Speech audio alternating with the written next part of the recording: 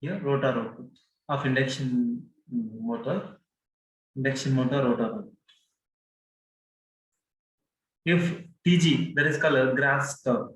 TG is called grass torque, units are Newton meter. And here N is called speed, okay, is an RPM, revolutions per minute. Okay. Then grass torque is equal to grass rotor output, that is called power. Grass rotor output is nothing but power. Power is equal to torque into omega. This torque into omega. Omega is nothing but speed. Okay. So 2 pi n by 60. Honest. So 2 pi n by 60, that is called omega. So grass rotor output is equal to power, that is called power is equal to torque into omega, that is omega is nothing but 2 pi n by 60 in watts. Is it clear? Then here, if there are no copper losses in the rotor, for example, there is no loss in copper. There is no copper loss in the rotor.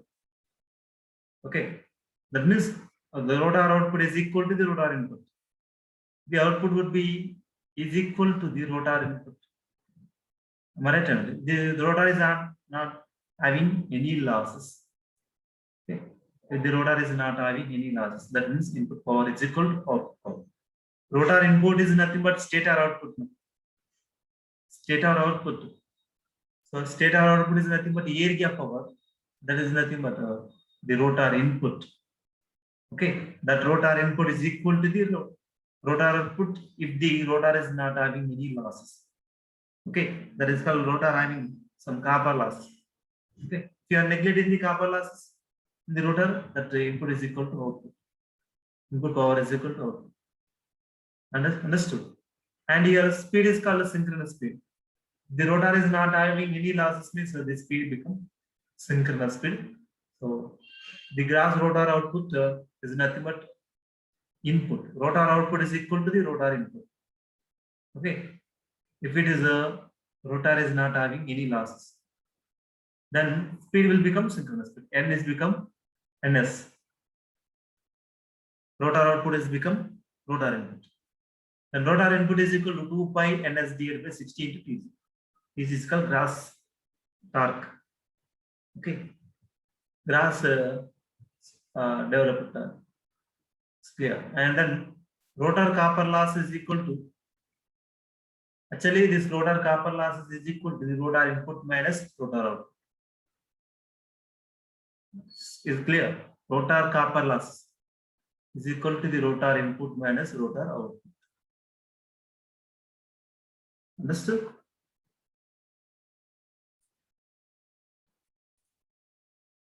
Let us assume this is called stator. Okay. This is called stator, and this is the stator input. The stator input is not for 3 phases supply, RYB phases.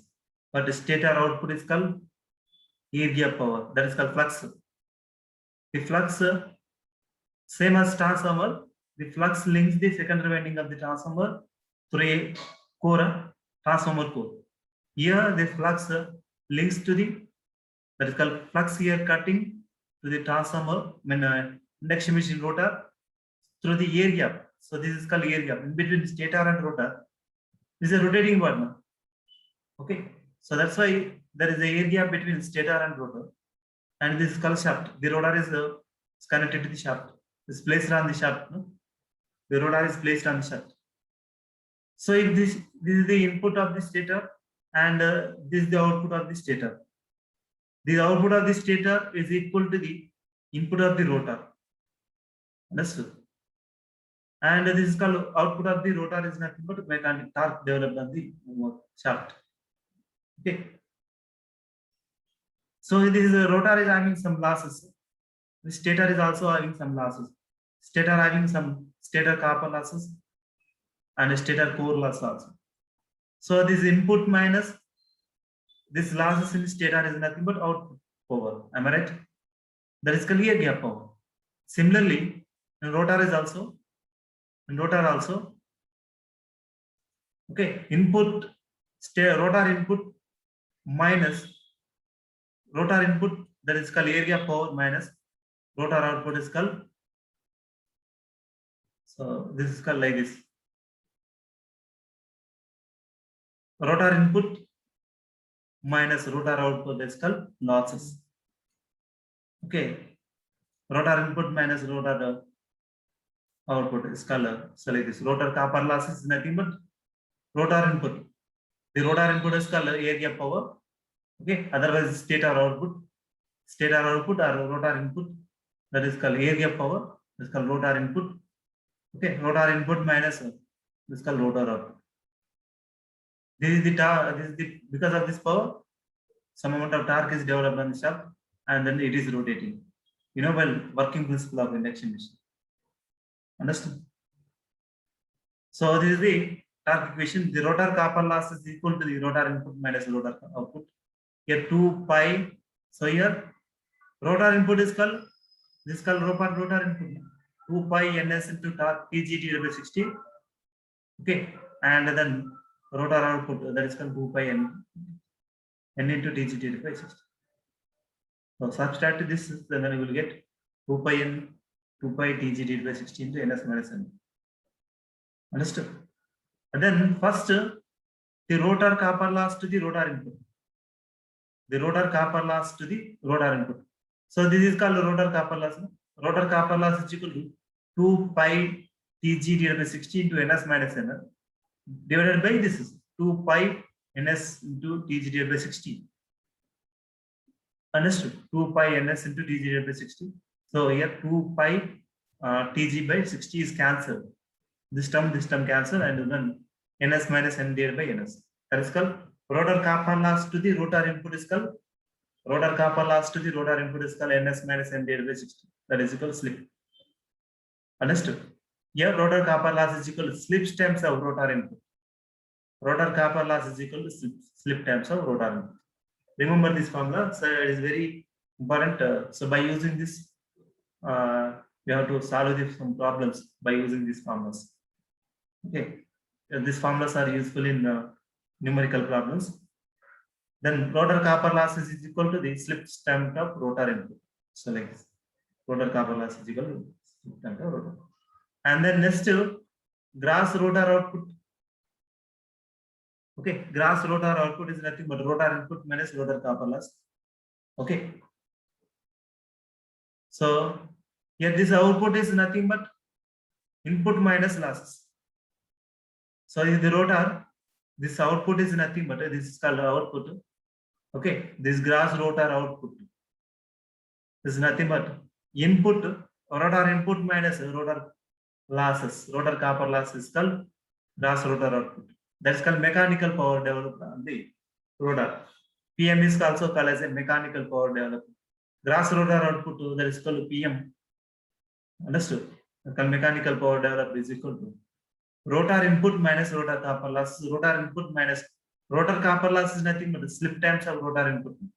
So slip times of rotor input, then mechanical power developed is equal to rotor input into 1 minus S. Okay. That rotor input is here. Rotor input is nothing but what is the rotor input? Air gap power. Air gap power. And also stator output. Rotor input is also called as a, this called rotor input. This red color, okay, arrows is called rotor input. The rotor input is also equal to the stator output. And the stator output is also is equal to the air gap power. Okay, this is air gap flux. So the mechanical power developed is equal to rotor input into 1 minus S. Okay, slip times of 1 minus S. This is, rotor input times into 1 minus S times of rotor input. Mechanical power developed is equal to 1 minus S times of rotor input. Understood? This is called gross rotor output. And the gross rotor output by rotor input. Gross rotor output by rotor input. So what is the formula? Gross rotor output by rotor input is equal to 1 minus S. That is equal to N by Ns. It's clear. 1 minus S is nothing but N by Ns. And next, rotor copper loss by gross rotor output. Understood? Rotor copper loss by gross rotor output is equal to ST by 1 minus S. Okay. So these are the different type of formulas regarding induction machine.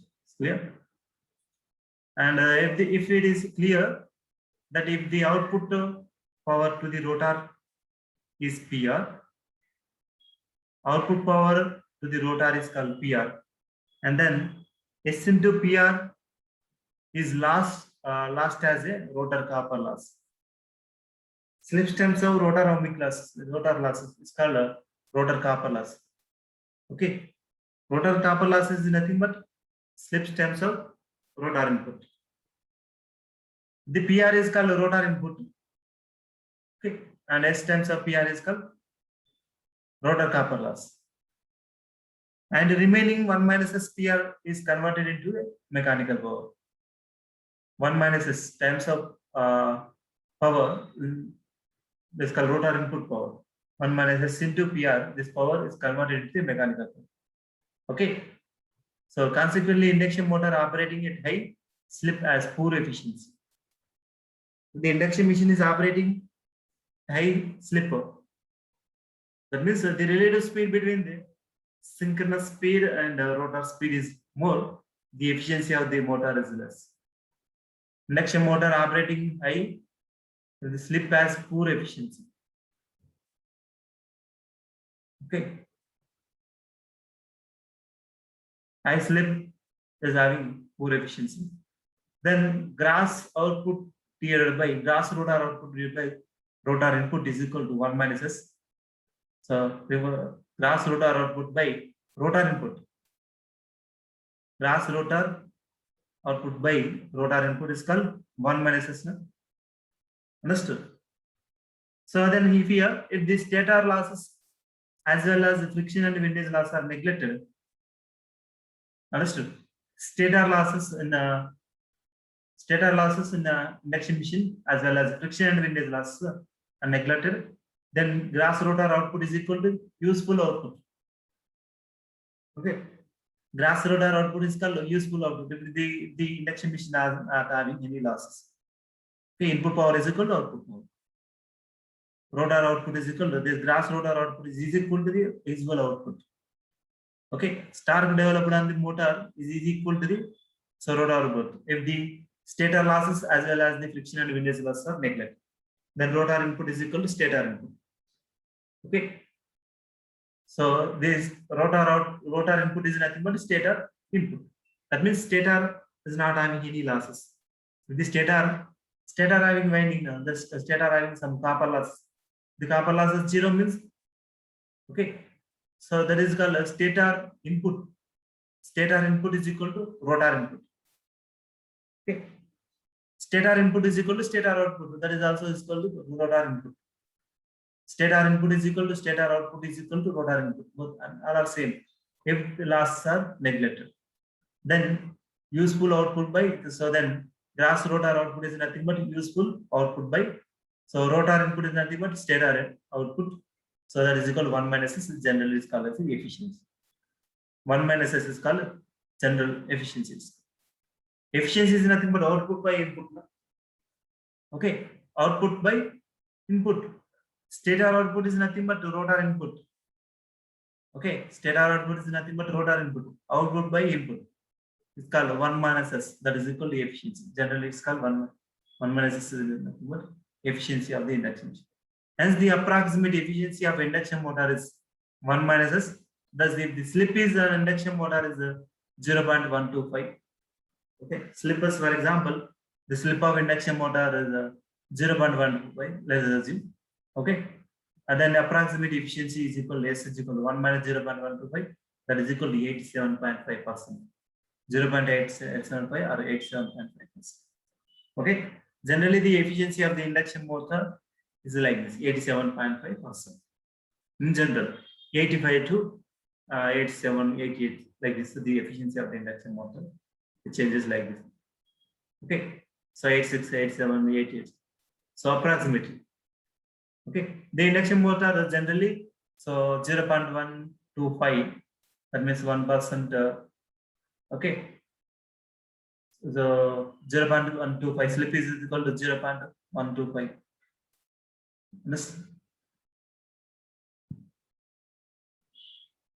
So like this, this induction motor efficiency. Is it clear? Then next